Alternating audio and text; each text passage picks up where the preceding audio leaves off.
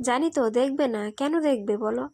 না তো ভিডিওর কোয়ালিটি ভালো বানাতে পারি, না তো সুন্দর করে এডিটিং করতে পারি, না আছে সুন্দর ফোন আমার কাছে।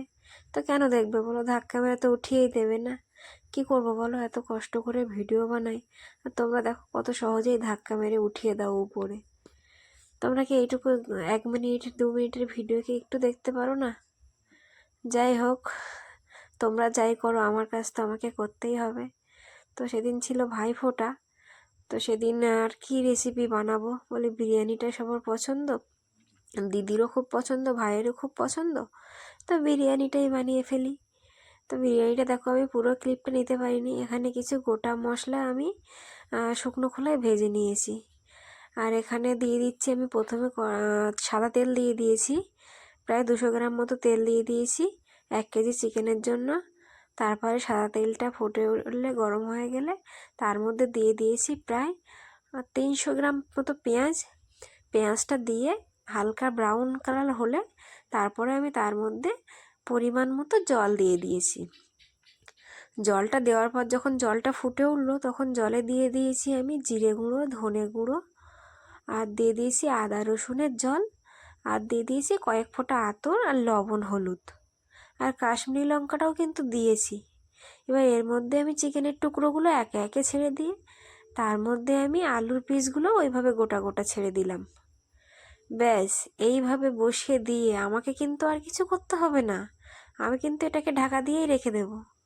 তারপরে আর কি, বসে বসে সবার সাথে গল্প করব, বাড়িতে সবাই আছে, আড্ডা দেবো, এই আর কি।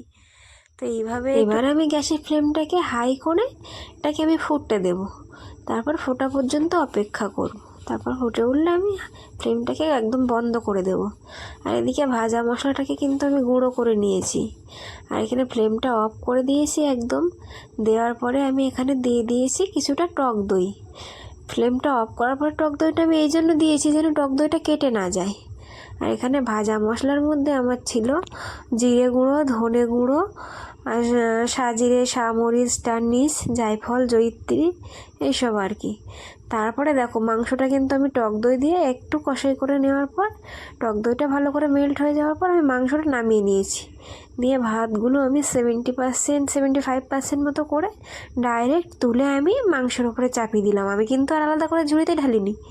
তারপরে আমি ভাতটা দিয়ে ভাতের উপর দিয়ে দিলাম দুধের সঙ্গে মেশানো খোয়া ক্ষীর, আর দিয়ে দিয়েছি ফুড কালার, ভাজা মশলা, আর দিয়ে দিয়েছি কেওড়া জল, গোলাপ জল, আর আতর। আতর তো অবশ্যই দিতে হবে, আতর ছাড়া কি বিরিয়ানি হবে? বিরিয়ানি তো আমাদের আতরেই চেনাবে না যেটা বিরিয়ানি খাচ্ছি। দিয়ে তারপর আর কি দমে বসিয়ে দিয়েছি।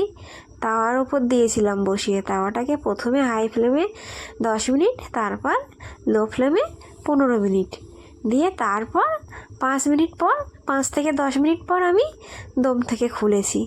দেখো আমার বিরিয়ানিটি একদম, দেখো শুধু একবার বিরিয়ানিটা একদম ঝুরঝুরে, একটা ভাতের সঙ্গে একটা ভাতও কিন্তু একদম লেগে যায়নি।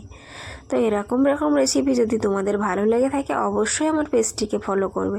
আর আজকের রেসিপিটি যদি ভালো লাগে, একটা কমেন্ট করে অবশ্যই জানাবে। দেখা হবে আবার পরের ভিডিওতে, ততক্ষণ সবাই ভালো থাকবে। ধন্যবাদ।